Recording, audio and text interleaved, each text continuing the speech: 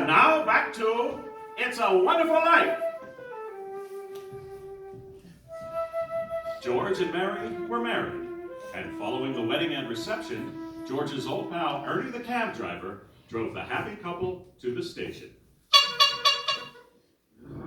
Hey, where you two going on this here now honeymoon? Oh, we're gonna shoot the works, Ernie. A whole week in New York, a whole week in Bermuda. The highest hotels, the oldest champagne, the richest caviar, the hottest music, and the prettiest wife. Here's the kitty, Ernie, $2,000. I feel like a bootlegger's wife. So you're finally getting out of Bedford Falls, huh? Well, then what? Then what, honey? After that, who cares? Oh, that does it.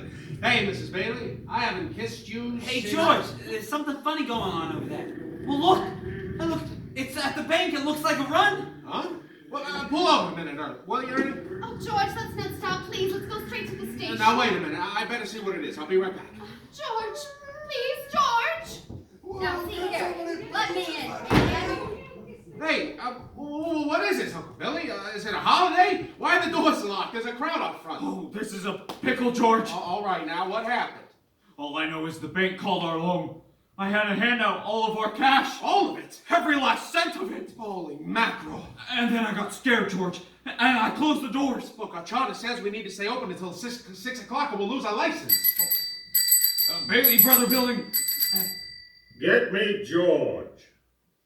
George, it's Potter. Hello. George, there's a rumor around town that you've closed your doors. Is that true? No, it isn't. Do you need any police? Moms get pretty ugly sometimes, you know. Oh, we're fine. We'll see. Now, George, I'm going all out to help in this crisis. I've just guaranteed the bank sufficient funds to meet their needs. They'll close for a week and then reopen. I may lose a fortune, but I'm willing to guarantee your people too. Just tell them to bring their shares over here, and I will pay 50 cents on the dollar. Oh, you don't miss a trick, do you, Potter? Well, you're gonna miss this one. If you close your doors before 6 p.m., you will never reopen. He just took over the bank, Billy. Open the doors, let him in. All right, now just remember, this thing isn't as black as it appears. I have some news for you folks. I've just talked to Old Man Potter, and he's guaranteed cash payments at the bank. Well, how about our money, George? Where's our money? Now, please, wait a minute. Just wait a minute. Listen to me. You're thinking of this place all wrong. The money's not here. What do you mean? Now, wait a minute. Let me tell you. Your money's in people's houses. In the Kennedy house, in the McLaren house, and in your house, and 100 others. Now, what are you going to do? Foreclose on them? I got $242 here, and $242 isn't going to break anyone. All right, Charlie, all right. Now, you'll get your money in 60 days. 60 days? Oh, no, that's what you agreed to when you bought your shares. Well, I got my money. Old Man Potter's taking over the bank. He'll pay you 50 cents on every dollar. Now, wait a minute. Please, folks, please don't leave. Look, I beg you not to do this. If Potter gets a hold of your shares, he'll be owning this building alone. He's got the bank, he's got the bus line, he's got the department stores. And now he's after us. Because he wants to keep you living in his shacks and paying the kind of rent he decides to charge. Now, we can get through this all right. But we've got to stick together. We've got to have faith in each other. My husband's out of work. We need money. I got doctor bills to pay. Can't feed my kids with faith. How much do you need? We've still got some money. Oh, hey, We've Mary. got $2,000 from the wedding. I got $2,000 here. That'll tide us over until the bank reopens. All right, Charlie, now how much do you need? $242. Oh, Charlie, just enough to tide you over until the bank reopens. I'll take $242. Okay, Uncle Billy, give Charlie $242. Oh, okay, and now how much just to get by? $20, I suppose. Okay, now we're talking. Now, Mrs. Thompson, how about you? But it's your own money, George. Never mind that. About how much do you want, Mrs. Thompson? Could I have $17.50? Oh, bless your heart. Yeah, of course you can have it. Uncle Billy, give us $17.50. Look, pay it back when you can. Pay it back when you can. All right. Now, who's next? Well, look at the clock. Look. Okay, 5 seconds. 4, 3, 2, 1. 6 o'clock, we made it! Lock that door, Uncle Billy! Oh, boy, we're still in business and we even got $2 left! Bailey Brothers building and... Oh, just a minute. George, there's a phone call for you. Look, will you get my wife on the phone? She's probably over at her mother's. Mrs. Bailey is on the phone. I don't want Mrs. Bailey, I want my wife. Oh, Mrs. Bailey, that's my wife. Mary, hello. Listen, dear, I'm sorry. What? Come home? What home? 320 Sycamore? Well, whose home is that? The Waldorf Hotel, huh?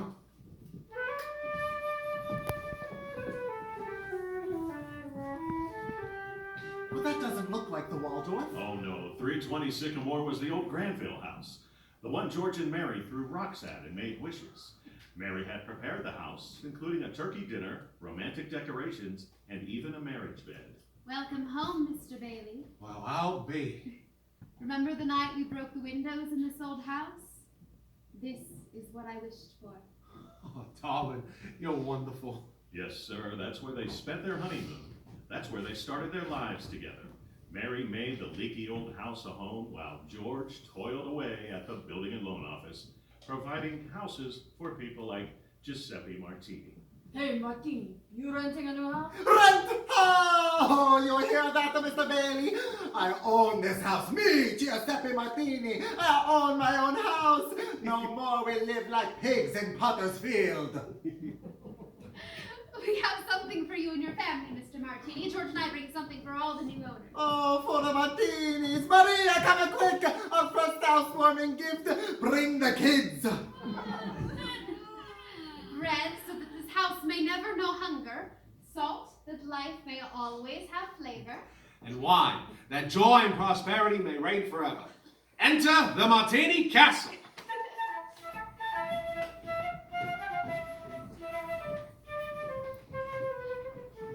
Bailey houses were popping up all over the place, mostly owned by people that used to live in Potter's Field, and Potter had just about enough of that. So after a couple of years, old man Potter decided to call our George into his office. Sit down, George, sit down. Have a cigar? Thank you, sir. Quite a cigar, Mr. Potter. You like it? I'll send you a box. Well, I suppose I'll find out sooner or later, but just what exactly did you want to see me about? George, now that's just what I like so much about you. George, I'm an old man, and most people hate me. But I don't like them either, so that makes it all even. You know just as well as I do that I run practically everything in this town but the Bailey Building and Loan. You know also that for a number of years I've been trying to get control of it, or kill it, but I haven't been able to do it. You have been stopping me. In fact, you have beaten me, George, and that takes some doing. Take during the Depression, for instance. You and I were the only ones that kept our heads. You saved the building and loan, and I saved everything else. Yeah. Well, most people say you stole all the rest. The envious ones say that, George, the suckers. Now, let's look at your side.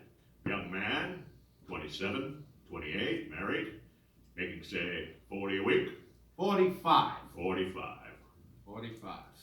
Now, if you were some ordinary yokel, I would say you were doing fine. But George Bailey is intelligent, ambitious. He hates the building and loan almost as much as I do. He's been dying to get out of town ever since he was born. A young man, smartest one of the crowd, mind you, who has to sit by and watch his friends go places because he's trapped. Trapped into frittering his life away, playing nursemaid to a lot of garlic eaters. Do I paint a correct picture, George, or do I exaggerate? What's your point, Mr. Potter? My point is, you're the only man in town who's licked me. I want to hire you, manage my affairs. I'll start you out at $20,000 a year. $20,000 a year? You wouldn't mind living in the nicest house in town, buying your wife a lot of fine clothes, a couple of business trips to New York a year, maybe once in a while Europe. You wouldn't mind that, would you, George? Would I? You're not talking to somebody else around here, are you? Are you sure you're talking to me? I'm George Bailey. Don't you remember the building and loan, remember? Yes, George Bailey, whose ship has just come in. providing he has the brains enough to climb aboard. Well, what about the building and loan? Oh, confound it, man. I'm offering you a 3-year contract at $20,000 a year. Is it a deal or isn't it? Mr. Potter, I know I ought to jump at the chance, but I wonder if you might give me 24 hours to think about it. Sure. You go home and talk to your wife. Yeah, I'd like that. In the meantime, I'll drop the papers and soon you'll be managing my affairs. Your affairs? No. The answer's no, doggone it. You sit around here and spin your little webs and you think the whole world revolves around you and your money. Well, it doesn't, Mr. Potter. In the whole vast configuration of things, I'd say you were nothing but a scurvy little spider.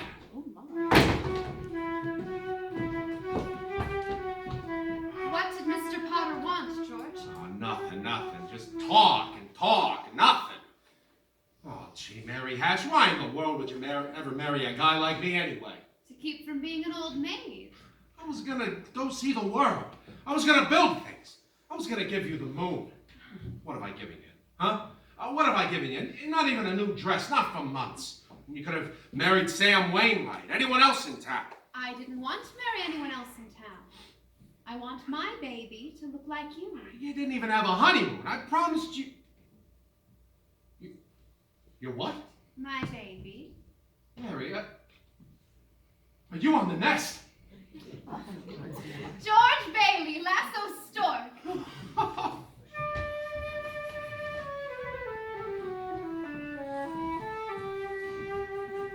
Well, Mary had her baby, a boy. You don't say. Then she had a girl. Well, what do you know? Night after night, George would come home late from the office. Things weren't good with the building and loan. Potter was really bearing down hard. Then came the war. Mary had another baby by then, but she had time still to run the USO. Gower and Uncle Billy sold war bonds. Violet entertained the troops. Bert the cop was wounded in North Africa, got the Silver Star. Ernie, the taxi driver, parachuted into France. Harry Bailey topped them all. A Navy flyer, he shot down 15 planes. 2 of them as they were about to crash into a transport full of soldiers. Yes, but George, what about George? George, 4F on account of his ear, George fought the Battle of Bedford Falls. Air raid warded, paper drives, scrap drives, and rubber drives. On VE Day, he wept and prayed. VJ Day, he wept and prayed again. We are getting pretty close to today, aren't we, sir? Yes, Clarence. You know now almost everything you have to know about George Bailey, except what happened that finds him down there at this moment, wanting to die. Well, sir? Well? Well, today's the day before Christmas, and Billy is at the bank to make a deposit when he runs into Old Man Potter. Well, Mr. Henry F. Potter. Come to the bank to deposit more loot, huh? Sure, you old fool. How'd you like the news in the paper, Mr. Potter? Harry Bailey wins Congressional Medal of Honor. Just can't keep those Bailey boys down now, can you? Let me see that newspaper. Oh, here you go. Sorry, can't chat, you old thief. Gotta make a deposit. Good morning, Mr. Bailey. Good morning, Horace. Here you are, deposit slip, bank book, and a very Merry Christmas to you. You too, Mr. Bailey. Say, haven't you forgot something? Well, what's that? You want to make a deposit, right? Well, certainly. Well, it's customary to bring money with you. It's gone. Oh, where did I put that money? Where did I put that money? A terrible thing, Clarence, terrible. Uncle Billy couldn't find the money because the envelope with the $8,000 was folded up in that newspaper he gave to Old Man Potter. At the same time as Billy started looking for the deposit, Violet came to visit George at the building and loan. Oh, hello, Vi. Suppose you're getting things set back at the house for the party tonight? Well, you know you're invited. What's wrong? Oh, you see right through me, don't you? How much do you need? Oh, I hate doing this to you, George. But I won't be asking for any more after this. You're planning on robbing a bank, Vi. I'm going to Manhattan. What's in Manhattan? Why, everything's in Manhattan. A new start, at least. That's a big step, Vi. What's the matter with starting a new life right here in Bedford Falls? Well, I'll be. Never thought I'd hear that from you, George Bailey. I thought you hated this place. I did, but this town has a charm of its own. You should give tours, maybe. I'm just thinking of you, Violet. Manhattan's a big place to take on your own. I've made a decision. There's a midnight train tonight, and I plan to be on it. Well, it takes a lot of character to leave your hometown and start all over again. Here's some dough. No, George, don't. No, what are you gonna do? Hawk your furs and that hat? What, you wanna walk to New York? You know they charge for meals and rent up there just as they do here in Bedford Falls. Yeah, sure. It's a loan. That's my business, building and loan. Besides, you'll get a job. Good luck to you. I'm glad I know you, George Bailey. Say hello to New York for me. Merry Christmas, George. George! What's going on? The bank examiner's coming today, and I... Today? Well, yeah, once the account's payable. What's the matter with you? The money, the $8,000, What? Uncle Billy, what happened to it? I don't know. I was going to deposit it, and when I went to the bank, I didn't have it. $8,000, Uncle Billy? The bank examiner's in town, and it's not our money. It belongs to the depositors. I'm so sorry, George. I just don't know what happened. All right, look, the first place you look is in your coat pocket. I told you to put it there when you left. Oh, I'm no good to you, George. I'm no good. Okay, let's go then. We have to retrace our steps. We'll leave no stone unturned.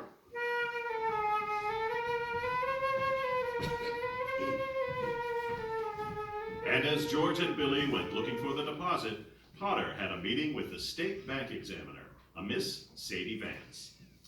The whole town's turned upside down with the Bailey boys' homecoming. Congressional medal and all. I guess they do things like that. May I look at your paper?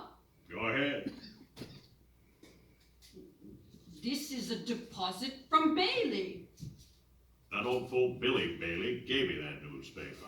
Oh, well, you're going to deposit it for him, right, Potter? To think he would make such a foolish mistake. Look at how much it is. There's $8,000 here. What a Christmas present. And he doesn't even know it. Just a minute here, Potter. I know you've been giving the Baileys a hard time, far back as I can remember. Why? I don't have to give answers to you. You're just a state examiner. Yes, I am. But I am unimpressed by your buying off everyone in town. Oh, that's it. You could never buy the Baileys. What? You heard what I said. The Baileys have always stood for something you've always wanted and are so jealous of. They're honest. You're fired. You can't fire me. I'm state appointed. And what's more, I'm not going to turn my back. This is stealing from the Baileys. Something like this would certainly cause them to fold. Yes, and after all these years. Finders keepers, you know that. He gave me the money. It was his own fault. Besides, there's not a court in the county that would find me guilty. And we all know why. How's your family, Sadie? My family. I know how little state positions pay. What would you say to a little Christmas bonus? I want no part of this. That's not what I've heard. What are you insinuating, Potter? I will not be turned down. What do you want me to do? I want you to pay the Baileys a surprise visit. You'll see the records. They'll be short. You know the rest. At last, the Baileys will be where they belong. Down for good. I know just what to do.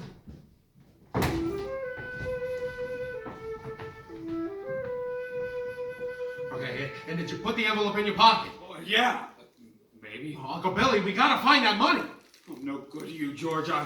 Look, do you have a secret hiding place here in the house? I've gone over the whole house. Even the rooms I've had locked up since I lost your Aunt Laura. Listen to me, think! I can't think anymore, George. It hurts. Where's the money, you stupid, silly old fool? Do you realize what this means? It means bankruptcy and scandal and prison. One of us is going to jail. Well, it's not going to be me.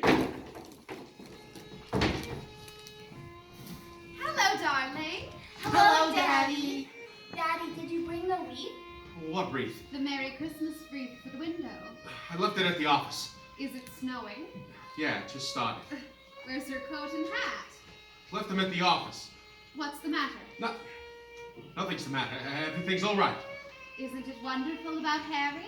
For your famous George, I'll bet I had 50 calls today about the parade, the banquet, and your mother. She's so Must she excited. keep playing that? I have to practice for the party tonight, Daddy. Mommy says we can stay up until midnight and sing Christmas carols. Can you sing, Daddy? Better hurry and shave, George. The families will be here any moment. Families? No, I don't want any families over here. Excuse me, excuse me. Have a hectic day. Oh, yeah, another big red letter day for the Baileys. Daddy, the Browns next door have a new car. You should see it. Well, what's the matter with our car? Isn't it good enough for you? Yes, Daddy. Excuse me, excuse me. Excuse you for what? I burped. All right, darling, you're excused. Now go upstairs and see what little Zuzu wants. What's the matter with Zuzu? She got a cold, caught it coming home from school. They gave her a flower for a prize, and she didn't want to crush it, so she didn't button up her coat. Well, what is it, a sore throat? The doctor says it's nothing serious. Was the doctor here? I called him right away. Is she running a temperature? Just a teensy one. Gosh, it's this old house. I mean, I don't know why we all don't have pneumonia. This drafty old barn. Might as well be living in a refrigerator. Why do we have to live here in the first place and stay around this measly, crummy old town? George, what's wrong? Wrong? Everything's wrong. You call this a happy family? Why do we have to have all these kids? Dad, how do you spell frankincense? I don't know. Ask your mother. Where are you going? Up to see Zuzu.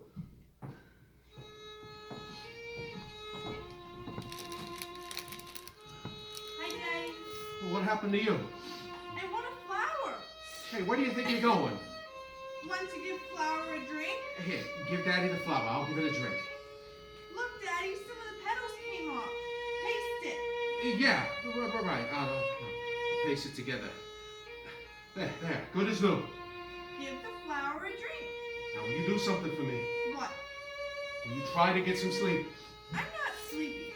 I want to look at my flower. I know. But you just gotta go to sleep. And then you can dream about it, and it'll be a whole garden. It will? Uh-huh. Telephone. I'll get it. Hello. Yes, this is Mrs. Bailey. Oh, thank you, Mrs. Welch. The doctor says she'll be out of bed just in time for her Christmas dinner. Is that Zuzu's teacher? Yes. Yeah, let me talk to her. Hello, Mrs. Welch. Yeah, this is George Bailey. Say, what kind of a teacher are you anyway? What do you mean sending her home like that, half naked? George! Is this the sort of thing we pay taxes for? To have teachers like you? Silly, stupid, careless people who send our kids home without any clothes on?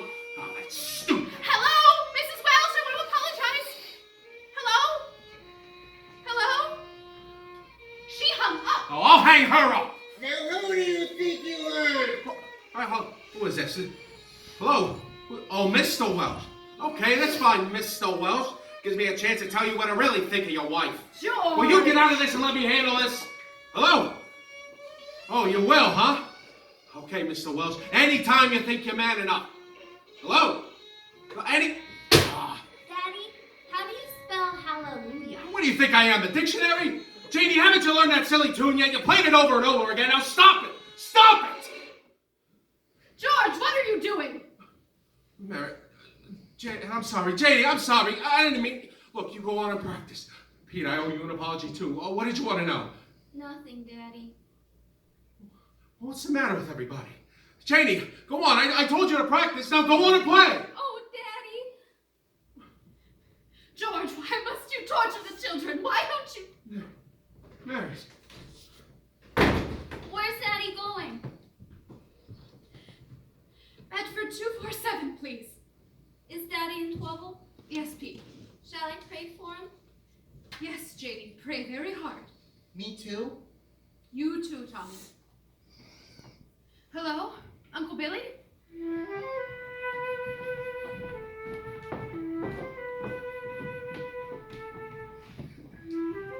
So that's it, George. You're short 8,000 in the books, eh? Oh, please, Mr. Potter, I'll pay any sort of interest. If you still want the building alone. You say it was lost. Did you notify the police? No, sir, I haven't done that yet. Harry's homecoming tomorrow. Why did you come to me? What about your good friend Sam Wainwright? I can't get a hold of him. He's in Europe. What kind of security would I have, George? What collateral? I have some life insurance, a $15,000 policy. How much is your equity in it? $500. And you want 8,000. Look at you. Used to be so cocky. You were going to go out and conquer the world. You once called me a warped, frustrated old man. Now what do you do? What are you but a warped, frustrated young man crawling in here on your hands and knees for help? No securities, no stocks, no bonds. You're worth more dead than you are alive.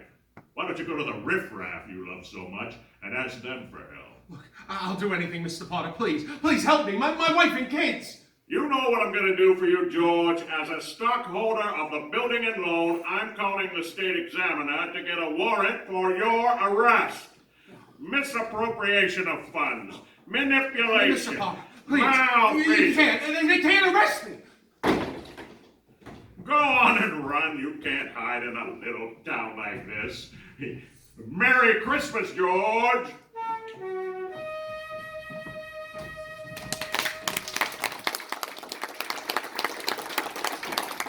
And now, more from our sponsors. Are you guilty of careless driving because